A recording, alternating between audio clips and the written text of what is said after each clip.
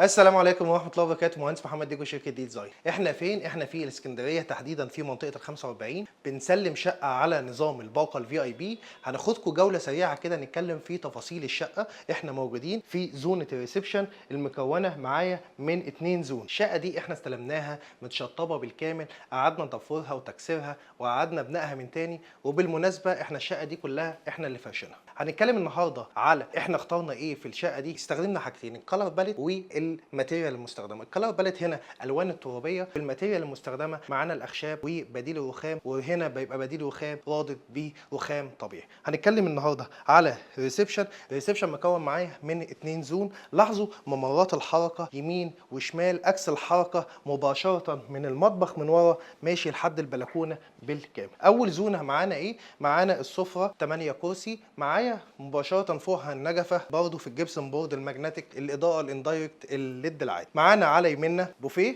والمرايه بتاعته. هنتكلم فيه برضو بدايه في الزونه الثانيه. عاملين هنا مكان للديسبنسر، ومعايا هنا برضو مكان للكوفي كورنر. برضو مستخدمين في المكان الكوفي كورنر الرخامه بتاعتنا، مستخدمين هنا اعمال البرايز بالكامل، بحيث ان احنا هنحط هنا الاجهزه، اصبح التشغيل بتاعها سهل ما فيهوش مشكله. نخش على الزونه الثانيه. لاحظوا تفصيله مهمه جدا في التصميم الباترن، اللي احنا بنستخدم الاعمال الدائريه في كل الشغل، ومعانا هنا برضو اعمال الدائريه، فهو اصبح ان التصميم واحد وماشي متطابق. الزونه الثانيه معانا الاثنين كنبه والكرسي. طيب برضو احنا مستخدمين هنا بديل الرخام، ومعانا هنا على التيبل الرخام الطبيعي. هنتكلم معانا هنا مؤسسين لمنظومه التلفزيون بالكامل، موصلين للدش، التليفون، البرايز. معايا تحت الاستورج بالكامل، مؤسسين للساوند سيستم. اتكلمنا على الجزئيه على اليمين، نبدا على الجزئيه اللي على الشمال. طيب العميل كان هنا عايز تجاليد خشب، فاحنا عملنا جبسن بورد رادد بايداء اندايركت على خشب واخد على الراوتر بنفس لون الدهان،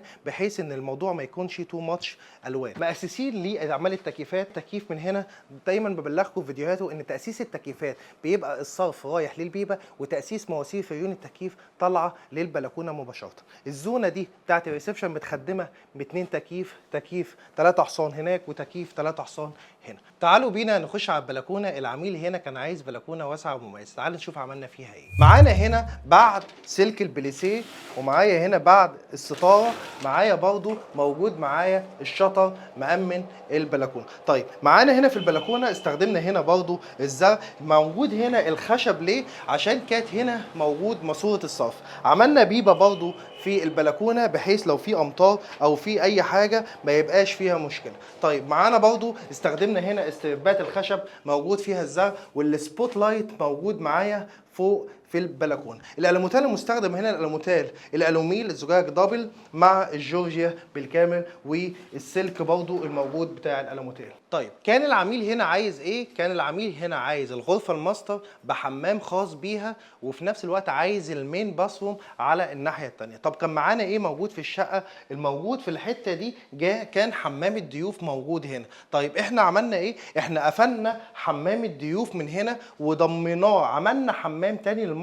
اما نروح هناك هوريه لكم. معانا الجزئيه دي طلعنا اعمال التعديلات المعماريه، طلعنا بالزونه دي، خدنا الجزئيه دي كابن شاور موجوده في الحمام. اما اخش الحمام هوريه لكم. طب انا عملت بدي ايه؟ انا عملت بدي ان انا وجدت انترانس، اصبح ان انا لما بفتح باب الشقه الموجود بره مش شايف اللي قاعد حرم البيت بالكامل. وفي نفس الوقت استغليت ده في حاجتين. استغليت ده معايا هنا موجود الكونسول موجود بتدي طابع لاكشري وانت داخل في البيت، ومعايا جزئيه على الشمال استخدمتها كستورج وكجزامه، وبافت برضو ان انا اقعد برضو مديها شكل كويس جدا. نخش بعد كده على المطبخ. المطبخ موجود هنا استخدمنا تجاليد الخشب، برضو معايا لوحة الكهرباء موجودة هنا، اصبح برضو انا عاملها بشكل ديكوري. اللوحة بالكامل برضو محددين فيها التكييفات، السخانات، كل التفاصيل موجودة فيها.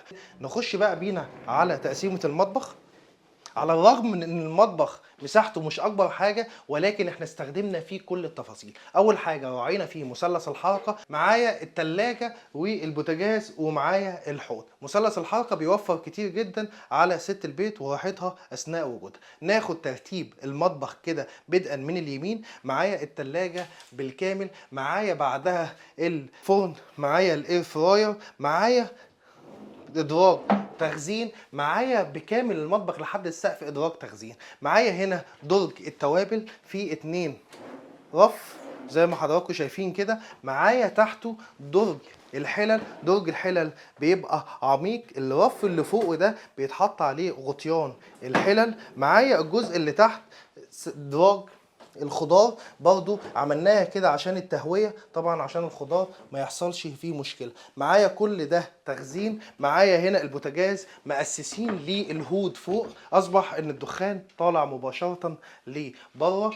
هناخد بالنا من حاجة مهمة جدا، ان الرخام المستخدم في كل المطبخ رخام براديسيو، حتى جنب الرخام، حتى جنب الالموتال بكامل الشقه. طب الحته اللي فوق دي ايه؟ دي مواسير الغاز اللي دايما بشرحها لكم في كل فيديوهاتي. اسس غازك، دخل مواسيرك قبل ما تعمل مطبخك بحيث ان تحافظ على الشكل. معايا البوتاجاز موجود هنا، حافظنا على شكل المواسير الغاز اللي نازله، استورج بالكامل.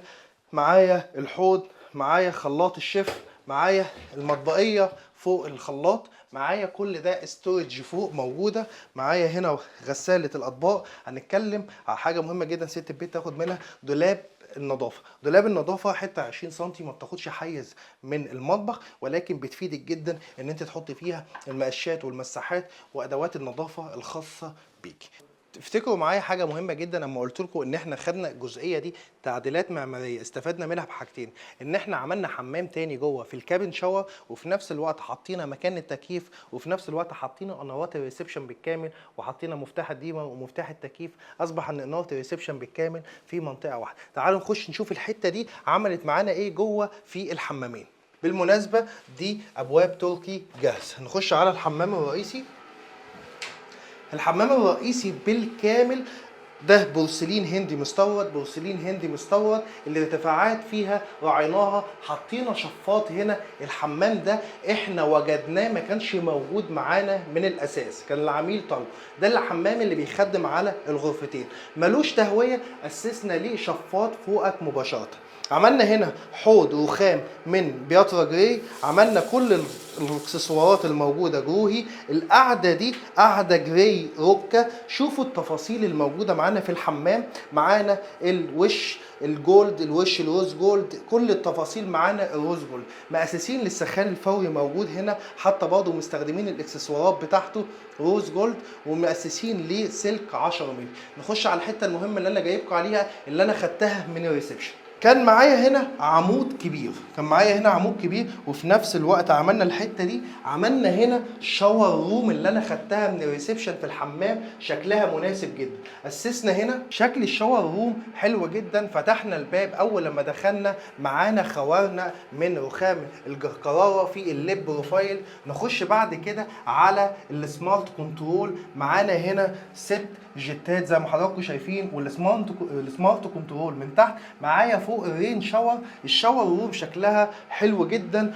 وجدنا حمام تاني في حالة ان كانت مستحيل ان انا اعمل حمام تاني، وخدنا شكل العمود برضو بطريقة مناسبة ان هو وجد لنا باب. نخش على الكابين شاور، نطلع على الغرفة الماستر.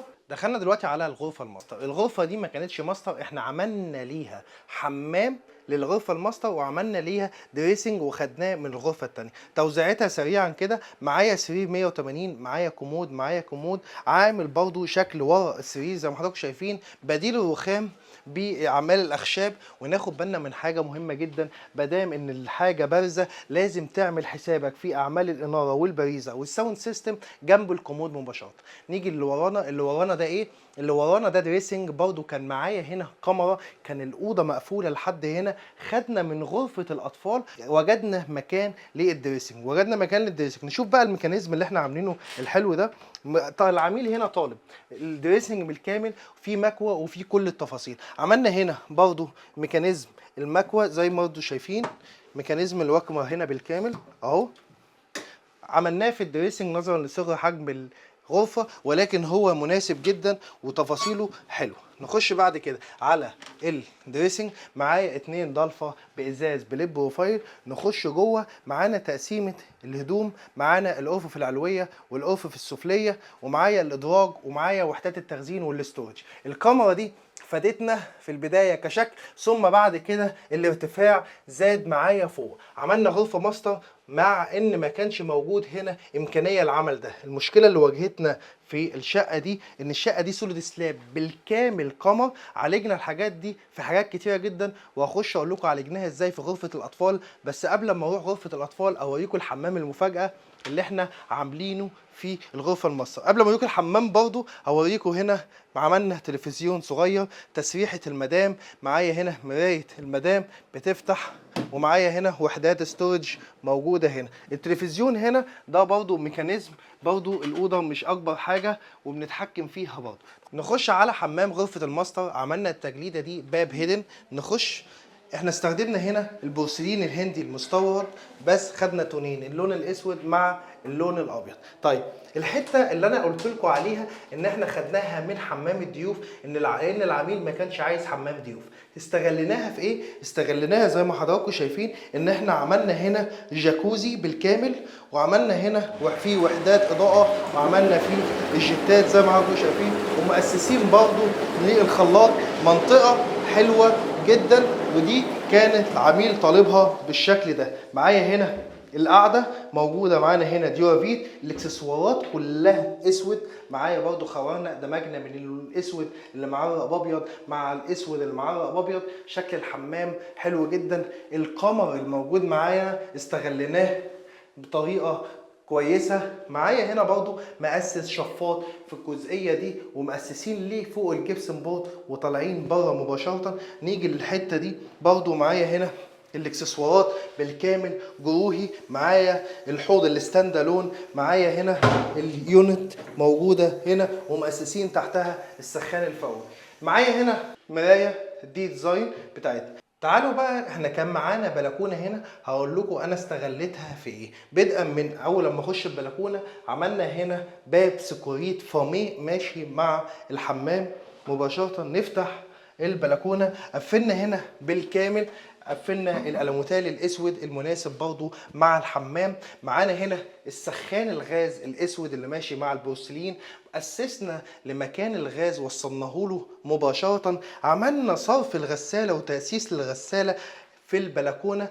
كان معايا هنا مشكله كبيره جدا ان اعمال الصرف بالكامل ماشيه في الجزئيه دي، ما ينفعش نقفل عليها طوب. عملنا لها الالوميتال باللون الاسود ان انا محافظ على اعمال الصرف بتاعتي، واصبح برضو ان شكلها مش باين. طبعا برضو السخان مؤسسين جنبه باريزه احتياطي موجوده معانا. نطلع بعد كده على الزونه اللي بعدها. نطلع بعد كده من الغرفه الماستر، نطلع على الكوريدور. عملنا فوق الجبسن بورد بالكامل، مؤسسين الساوند سيستم، السبوت لايت اللي هنا، السبوت لايت الثنائي اللي فيه اللمبه الاليوس. اصبح ان في لو في مشكله في السبوت بنشيل بنغير اللمبه ونحط لمبه مكانها، مفيش فيها مشاكل. معايا بكامل الكوريدور ليب بروفايل بالكامل. نخش بعد كده على غرفه الاطفال. قبل ما اخش على غرفه الاطفال، احنا مؤسسين هنا لوحه الخدمات هنا اللي احنا بنأسس فيها التيار الخفيف، سلك النت، سلك الدش، سلك التليفون، في مكان كويس جدا، واللوحه محترمه جدا. نخش بعد كده على غرفه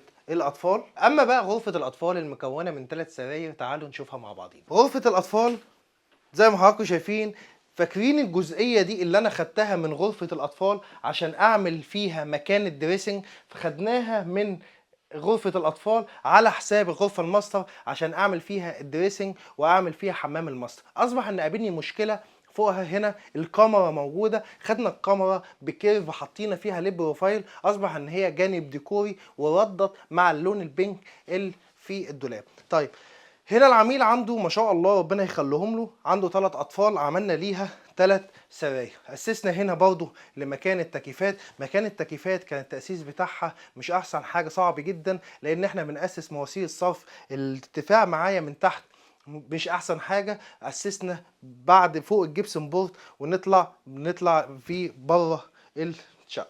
طيب معانا هنا كان هنا برضو بلكونه، حطينا هنا كنبه، الكنبه دي بتتفتح سرير. معانا هنا البلكونه استغليناها من ضمن المساحه. معايا جزئيه على اليمين، معايا هنا التسريحه بتاعه الاطفال. معايا هنا استخدمنا اللون البينك، برضو استخدمنا الوشوش ماشيه برضو مع اللون البينك، ومؤسسين للنت، مؤسسين للبرايز. ومعايا هنا المرايه وفيها ورا جزء ستورج.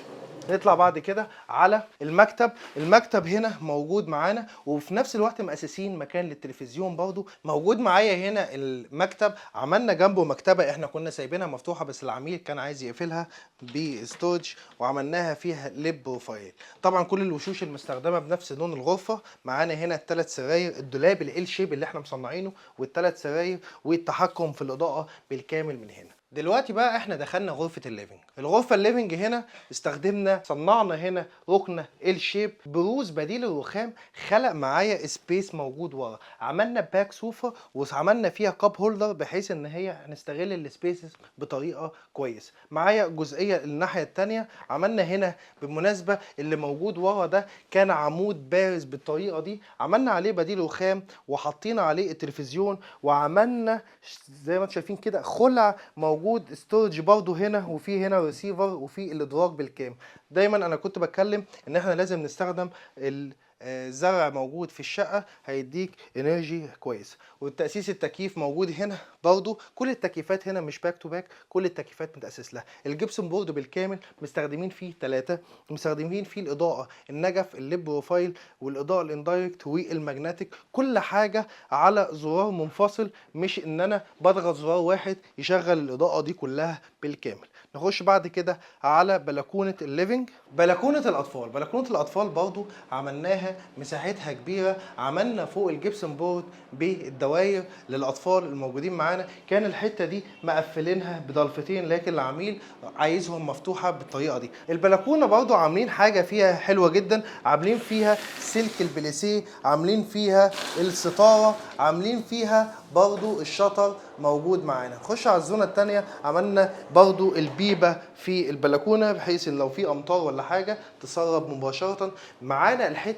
الحته دي برزنا بيها ليه كده؟ الحته دي جبسن بورد نازله بالكده، كان معايا كاميرا لحد هنا، ومعايا الحته دي بارز فيها جبسن بورد، استغلتها في السبوت لايت الاضاءه اللي ماشيه ضربه في الحيطه من هنا. والحته دي بالكامل ماشي فيها اعمال تاسيس التكييف، مواسير فريون التكييف، وماشيه طالعه مباشره لبره. وفي الاخر اللي احب اقوله دايما في اي شقه بنسلمها، ان احنا دايما نفهم احتياجات العميل ونلبي له ده بشكل فانكشن يلبي الاحتياجات دي، وكمان في شكل تصميم هندسي صحيح يعكس شخصيته. للتواصل والاسئله سيب كومنت او ابعت لنا مسج، وفريق التعاقدات هيكلمك مباشره يبلغك بالتفاصيل والاسعار.